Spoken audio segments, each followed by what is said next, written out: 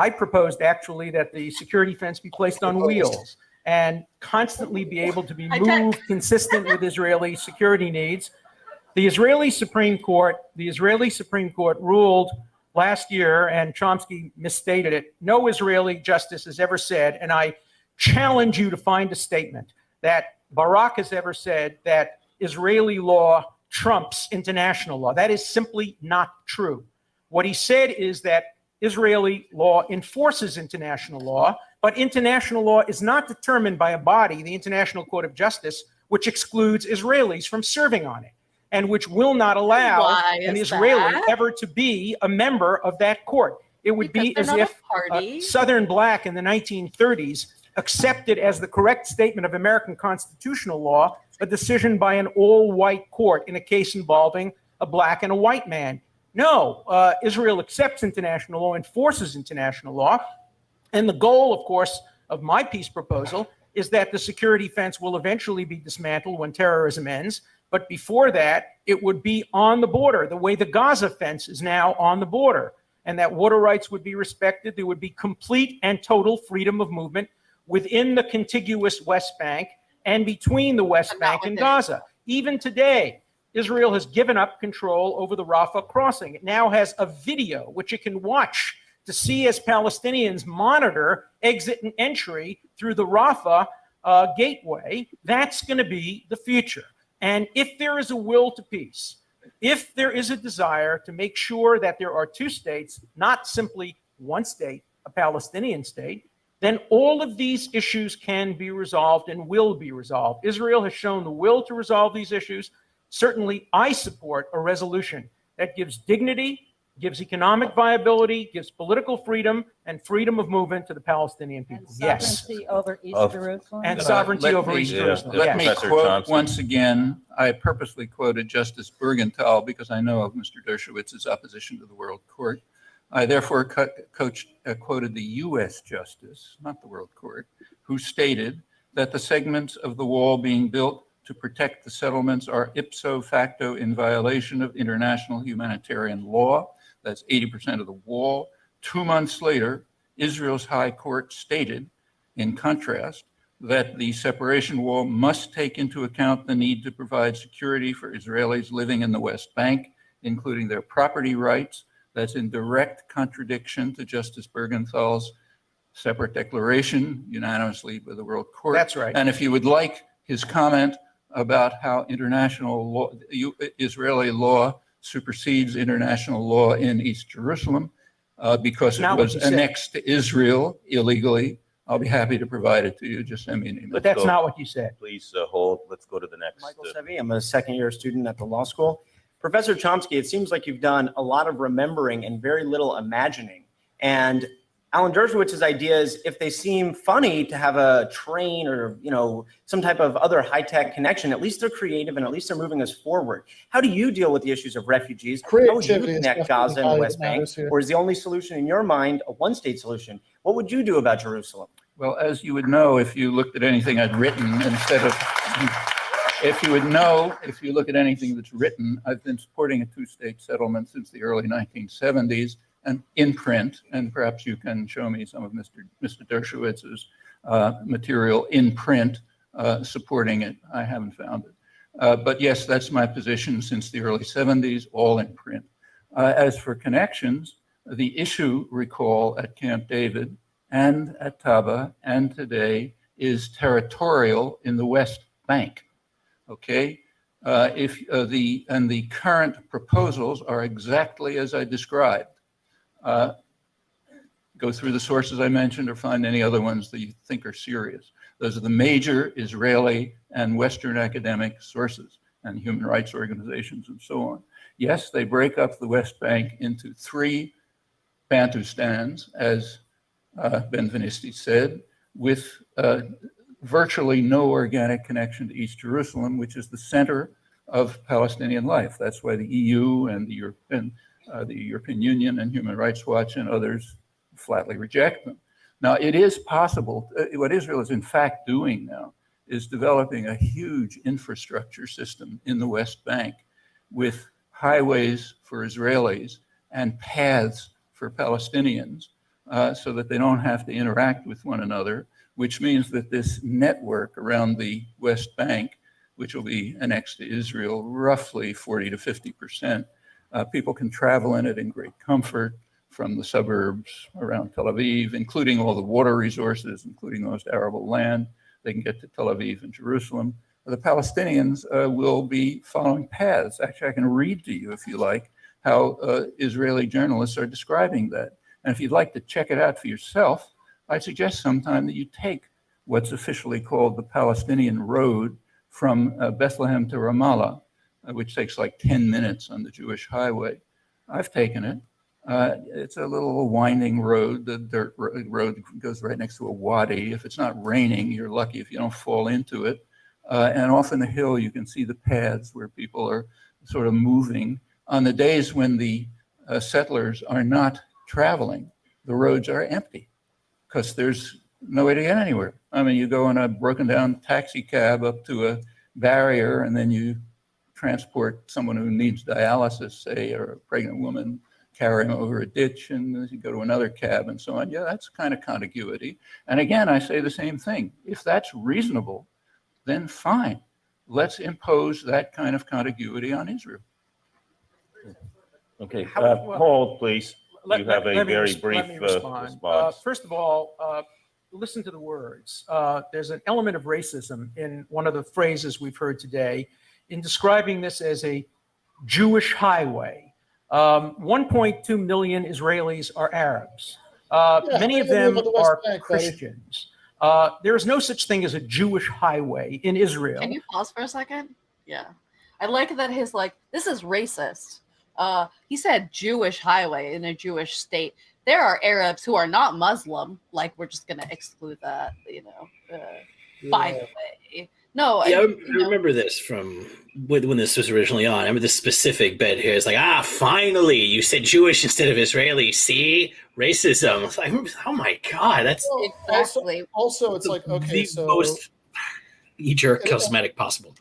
And it's not just like knee-jerk and silly. It's also really dishonest because like, okay, so you're asserting that this is a highway that's also going to be used by all those Palestinian citizens of Israel who are living in settlements in the West Bank, of which there are zero. Like, yeah, I don't know if you remember from the Finkelstein debate that we watched as well, where Finkelstein was accused of not supporting a two-state solution. He said he had, and also in print for several decades, and then Dershowitz moves the goalpost and says, but you don't say a Jewish Israeli state. And like, first of all, it comes down to self-determination. Would you stop supporting a two-state solution if Israel decided at some point in time to actually lean into democracy and stopping a so-called Jewish state? But those were never the terms. He's happy for it to be Jewish when it's within the bounds of Israel. But literal Israeli roads that are meant for Jews and not just Palestinians, but a minority of Christian Arabs who have much less impetus to go to maybe say like shared Islamic and Jewish holy sites. There's lots of graves within the West Bank that are significant within both religions and not within Christendom. So, but I mean, the thing that Dershowitz is conflating, just to be really clear, is yes, there is this significant minority of Israeli citizens who, I think most of them at this point prefer the term Palestinian, but whatever. The people who would be historically referred to as Israeli Arabs, that there is this big non-Jewish population within Israeli citizens. True, but to the best of my knowledge, Israeli settlements on the West Bank, I mean, that is a 100% Jewish affair. There's no, there are no Christian or Muslim, Israeli citizens who are traveling within that particular area on these roads. You're correct. 100% correct. So it's even beyond the absurdity of, it's a Jewish state when he thinks he could score points by saying Jewish. And you said Jewish, instead of Israeli, you didn't have I think that's another thing. It's just like, it's really specifically dishonest in this context. Yeah. I think it's another thing Dershowitz does where it's like the civil liberties lawyer, I oppose the Vietnam War bullshit, Right. the like feminist thing that he mentioned in the debate with Finkelstein. I think that it's kind of like if I can accuse somebody of being racist, like and even honestly, even the Bill Clinton thing, I think in his mind, he's like, oh, it's a Democratic president that'll win me points with the audience, and I mean, I'd like to talk about the audience a little more at some point too, not right now. But yeah, I think that he uses these what he perceives to be left-wing dog whistles to enhance his credibility with a liberal audience. And I feel like he does it constantly. He does. I feel like Every opportunity. He doesn't miss an opportunity to not miss an opportunity. In some ways, and he did it the racism thing with Finkelstein when Finkelstein after one of his responses was like, "Oh, that's a lovely bar mitzvah speech." I love that. Which is kind of how I felt about like Dershowitz's whole opening to this debate. But yeah, I feel like he's constantly doing that, and I feel like if anything, the main purpose of Dershowitz's work, the main goal of Dershowitz as a public intellectual, and I feel this way about some other people too, like maybe like Sam Harris or other people, is to push very right-wing ideas on a fairly left-wing audience. That's their main propaganda function, I think. I think that also connects to his insistence on using high tech when it doesn't seem necessary. He slipped up in the Finkelstein debate and he called Palestinians uncivilized. And there is a long-standing, at least within the last 20, 30 years, conception of Israel as a startup nation and some sort of bastion of technology and high tech. And I think that it's trying to put a fine point on what Israel has to offer and what the Palestinians lack, and never going back to material conditions and why it arose in such a way. But, Israel can offer high tech solutions and Palestinians cannot. And I think, even Chomsky rather makes a really fair point that this is a Jewish road. You can tell because when Jewish settlers are not traveling, it is empty. And what is the other option for travel? The Palestinian paths, which are like barely paved, and that's not just something that you can throw back on to the PLA because they don't care about infrastructure. They don't have materials, and Israel is stopping them from bringing them in. Yeah. And also, I think it's important to note that Israel has no constitution. And in place of that, at the time of this debate, the High Court of Israel refers to Israel as the sovereign state of the Jewish people. Yeah, so it's always been the case. Like Chomsky is projecting this onto the conversation. No. This is, there's a reason that impression is given, and it's because Israel has declared that. Yeah. So. Yeah, and much more explicitly since this debate, actually. Right. Yeah. Also, I really like, as you were saying that about the attempts to pander to the to like a liberal audience. I think I was just thinking, okay, that is some historical progress because, like, I was like, man, 2005 is such a miserable time. You would just assume that, like, any liberal audience, they're going to love Bill Clinton. So dumb.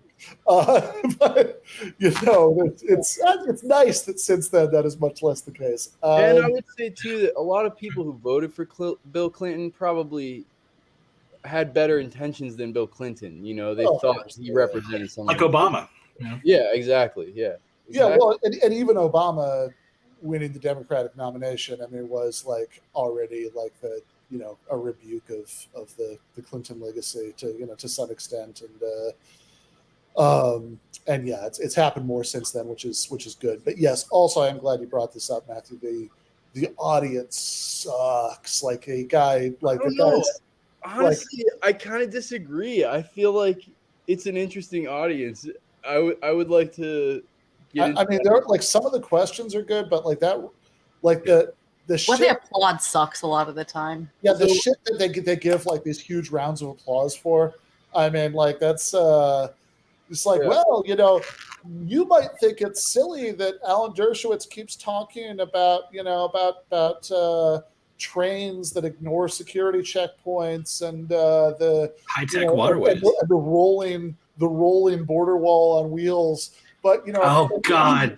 he's creative. You're just Oh, God. your imagination. Clap, clap, clap, clap.